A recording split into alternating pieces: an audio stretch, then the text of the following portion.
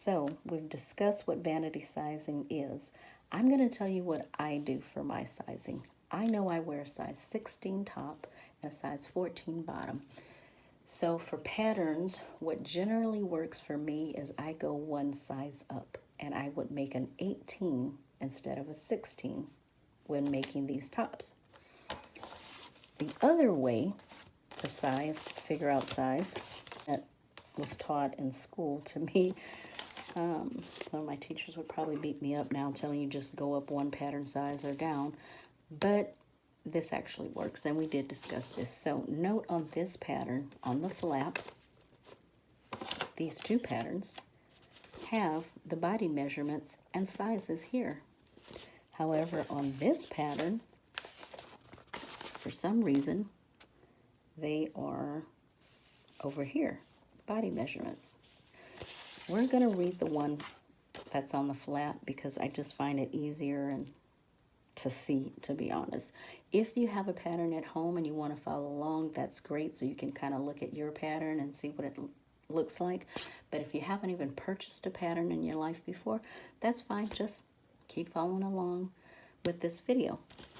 So on the flap, what size will you wear?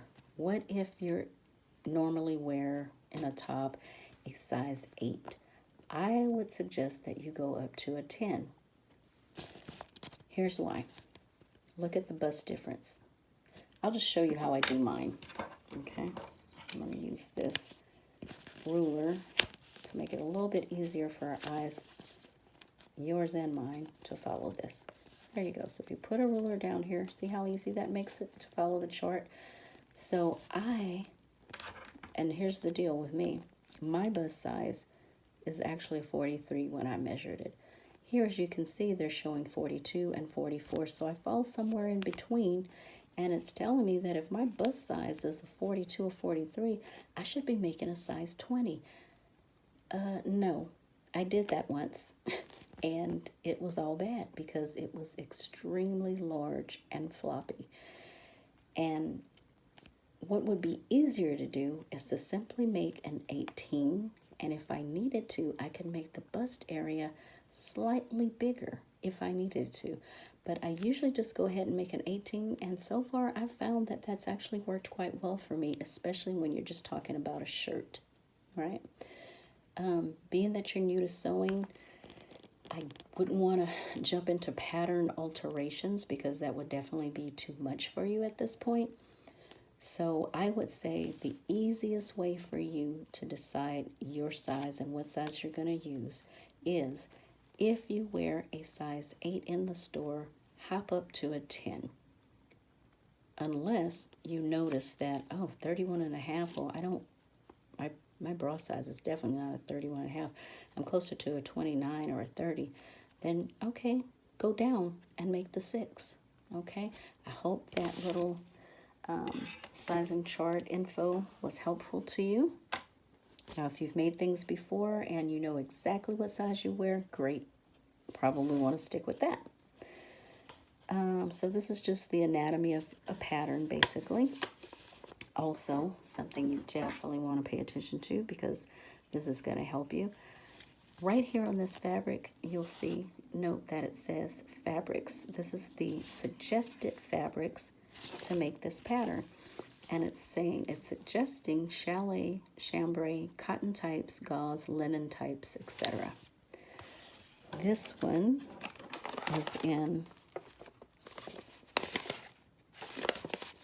this is definitely a shirt pattern. Suggested fabrics, cotton blends, poplin, sateen, and crepe.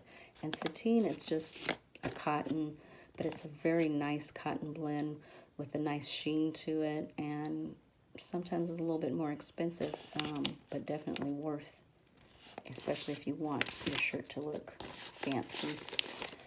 Okay, so that's just that part I want to bring your attention to.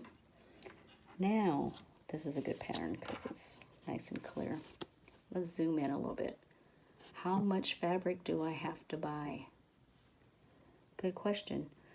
I am making the size, actually I'm a 16 in the store, so I'm going up. I'm making the size 18, right? And this is the European size. So you can ignore that unless you're European. So I'm going to circle all the way down, even though I'm not making every view of the dress or shirt, because this is going to tell me how much fabric I need to purchase. If I'm making view A, oh, and that's something we didn't talk about, just a reminder. And I like to use this one because it's so cute. This is a great example. Let me zoom out. Okay, this pattern, I love it. You can make it as a crop top with the really poofy sleeves. It also has elastic in the around the wrist. That would be view B, view A. Trying to talk again today. Or you can make view B. This is the view I'll probably be making, and I may even make it flowered because that is cute. This, the sleeve is sort of similar because it's a drop sleeve, but it doesn't have all that extra fabric and poof, or no elastic either. It's just a little bit of a band, but as you can see, they're all a wraparound top, which is very slimming. And as you can see, this is not a crop top, so it has the peplum, which is really cool. That's view B. View C is saying you can make me short sleeves, or this would be considered almost no sleeves. Actually, that would be no sleeves. Or you can make view D, which is like a bill sleeve, right? So I'm going to put that down, go back to this one. Which view am I making, A, B, or C? On this one, I'm going to be making A. So I'm going to look right here at A and use my ruler again because it helps the eyes. Hopefully that helps you guys. And in my prior video, I mentioned that fabric comes in two different widths. It comes in 45 width and 60 width. Sometimes when you're at the store and you look at the bolt of fabric, it might actually say 43 or even 59. So just be aware that's what it means. It's basically the same thing. Okay, so I'm going to come over here, let my eyes travel down. I've already circled it. That means if my fabric width is 45, I need to purchase 2 3/8 fabric, right? If my fabric width is 60, I need to purchase 1 5/8 yards of fabric. So that's the easy part. Is there anything else I need to show you on here? No, I think we've pretty much covered the anatomy of a pattern, front and back. Oh, one more thing I do need to show you. And I'm going to use this pattern for it because as you can see, this pattern has lots of different options. This shirt, you can make it with 2 pockets and 5 buttons. That's view B. Or you can make view A, short sleeve, no pockets, more buttons. View C, long sleeve, 2 pockets. Oh, and notice the collar's different also. This is the traditional collar, and this one has a different, and I forgot the name of this collar. Learned it in school, forgot it. But you get the picture. Also, view D. Notice view D is going to take more buttons because it's a 3/4 inch sleeve, and it rolls up, and right here, there's a button and a flap that would go up and button up. Matter of fact, view D is so long, if you wanted to make this into a dress, you could just extend some more tissue paper here and make your pattern longer and make this into a shirt dress. Just a thought. Now, I'm going to put some of these aside, and I'm going to use, because I've actually already cut out the pieces on this one, but this one I haven't, so this one's brand new from the store. So it will give you a great idea of what a pattern looks like fresh out from the store. Fresh out the envelope. It's going to look like this. Huge tissue paper. So when you open it up, fresh crisp pattern. I think I'm addicted. Let's see, good example. I think this one's a better example. Let's open up this one and see.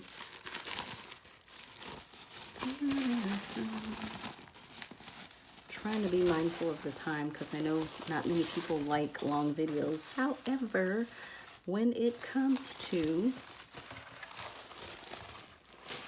educational videos, they got to be longer because you got to cover everything, right? So please note the different sizes: 16, 18, 20, 22, and 24. And when you go to cut that, you're going to want to cut with your scissors right outside the line. Note, you don't want to cut on the line. You want to cut just outside the line, leaving a little space, right? So I'm going to make a size 18, so I'm going to be cutting right along here. Here's an example of a pattern piece that I've already cut out. So you can see that I've left, I usually cut it a tad bit closer maybe, but actually I think this is pretty good, because what I do is when I do lay it on my fabric, first of all, I iron it flat. Sometimes I'll steam it a little bit, make sure it comes out nice and flat, because when I cut my pattern pieces, I want them to come out very true to form, okay? Also, I did want to mention that when it comes to patterns, think of a pattern as a puzzle, like a jigsaw puzzle. If you've ever, so of course what you normally be doing right now is you cut all this out, have all your pieces. But if you think of a pattern as a jigsaw puzzle, I think that helps you out. And what's great about patterns is that you really don't have to worry about it. There's instructions for everything, and there's not as many pieces as there are in a jigsaw puzzle, for example. So I put that aside. I want to show you this also. This is your instruction booklet. This is what that's gonna look like. And I want you to first take note. I'm gonna zoom in again. You have all your views here so that you don't have to keep referencing back and forth to the front of the pattern, because you have it all here. And notice this pattern, nice and clear. It tells you, let me zoom in some more. There we go. That's what I'm gonna show you. I think you can see that good now. Yeah. Okay, it says 15 pieces given, so you know automatically there are a total of 15 pieces to this pattern. And here on the guide, you know that pattern piece 1, okay, that's the bodice front, and you're going to use that on every and all views, regardless of what view you do.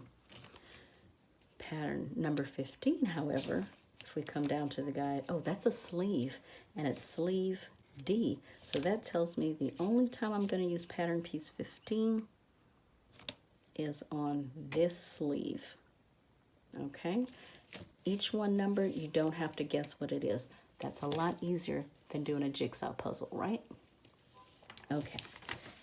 We're going to move to this section, which just says general directions.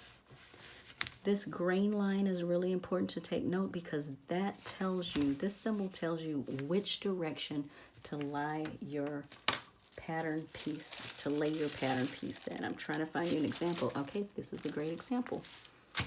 This is the front facing on one of the patterns. Note, this symbol is right here, and it lets you know that you need to lay that pattern piece in this direction on the grain line. All right, grain line. If I had a piece of fabric, I would give you an example, but I don't, and it's okay, because we're going to get into all those details when we do our first sew along. All right.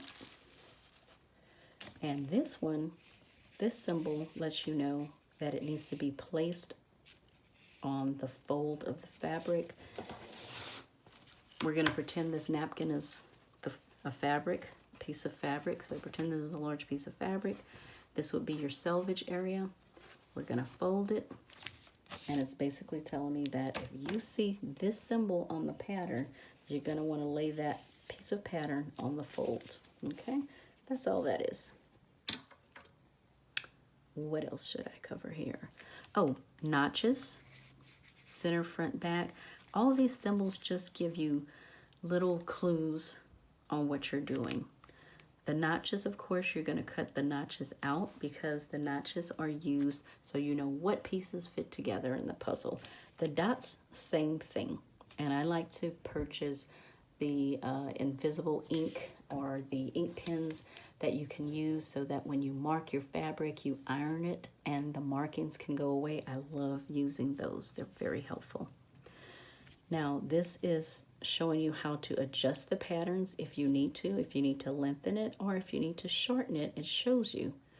What I love about patterns is they really are pretty easy. I mean, not only do you have pictures, you also have extra general instructions to tell you what things mean, and most patterns have what is called a glossary. Let's see if this one does. It's going to embarrass me if it doesn't because Espanol, Spanish, continue. Huh, that is weird. This one, I'm surprised to find, does not have a glossary.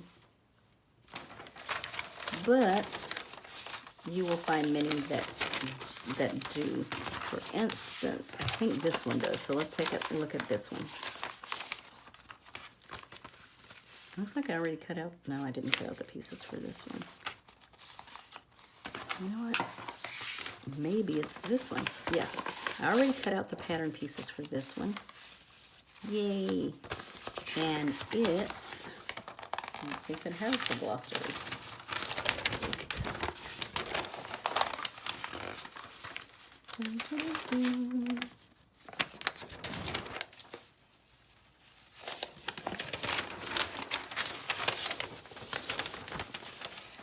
This one doesn't have a glossary either. That is so strange. But I think probably the reason it doesn't is because it's such a very simple pattern that it's like, there's not a lot for us to really explain on this one. So that's okay. We'll skip over that. But this is yet another example. It has general directions that can be helpful, especially if you're a new sewer. This pattern has even less pieces, and it will tell you right here. This pattern has a total of 7 pieces. And this one's a little bit different, but it actually shows you, it's got a nice picture of what each piece looks like. Okay. When you come down to this part of the pattern, it is showing you, I'm looking a little crooked there, guys, sorry. There we go. Trying to get a close up, bear with me. Okay, there we go. This is showing you for interfacing that these 2 pieces, you will need interfacing, and interfacing can be either fabric or it can be an iron-on. I love the iron-on. It just makes everything much faster, but you still have to cut your interfacing, so you know that pattern piece 4 and 5 has to be cut interfacing. This is your actual fabric. Note here, let's see if you can see that. Yes. You have wrong side of fabric, right side of fabric. That's what your wrong side of fabric is going to look like. So you can tell that right here, they're putting the pattern, that this is the wrong side of the fabric. Anytime you go to sew something, you want to take the pattern, the fabric, and fold it in half, right sides together. Okay. This is showing you that pattern piece with printed side up. So, would be solid white. So it's telling you that number 6 and number 1 is going to go with the pattern piece with the printed side up. Now this says pattern piece with printed side down. It looks more shaded. Notice number 2 is more shaded. So when you put your pattern piece down, it's going to be face down. All right. So this is just the basics of what a pattern looks like, guys. And I said I would be announcing in this video what our first pattern sew along is going to be, and it took me a while to decide, guys, but it's going to be Simplicity 9274. I was torn between that one and this one and this one because I really wanted to make this one soon, but I felt like for a beginner this would be way too much. We will get to it eventually, but it's got buttons, it has pockets and collars, and it just felt like it might be too much. This one I thought about because the only notions, and a notion is what do I need, thread, zipper, yada yada. That's a notion, right? The only notions we would have to buy for this would be, I think, 2 buttons. Oh, and elastic. But I wanted to keep it as basic as possible, so I want to find a pattern that a beginner could do where all they have to do is buy the pattern, thread, and fabric. Pattern, thread, and fabric. So as you can see here, this is pretty simple, basic top. It's going to be a real quick, easy sew for us. And it is 92 Simplicity, 92.74. So if you haven't already, go out and purchase it right away because I will be working on the sew along for this video very soon. So that tells you that you are going to need to hit that subscribe button and the notification bell so that you will know every time I've uploaded a new video so you don't miss our sew along. And I'm going to share with you what fabric I'm going to use. Already, I bought this fabric and I'm going to be making because I thought this would just make a really beautiful, nice shirt. I love the right here, the pleats on the sleeve. I thought that was really cool. So this will teach you how to make a nice crisp pleat. And you don't need buttons or anything, so there's going to be a nice, fast, easy sew along. And then our next one will be one of these two. And then eventually we'll get to knits and other cool things that you'll really love. And since you don't want to miss those things, yes, I'm going to say it again. Hit that subscribe button at the bottom of your screen as well as the notification bell. Hey, and why not share this with your friend? Because you guys all need to choose a sewing buddy if you can. If you can, it's okay. Because I'm your sewing buddy. All right, that's it, guys. I'm Young Rito, reminding you if you want to change the world, you know what to do. Go home and love your family. I'm out. See you in the next video.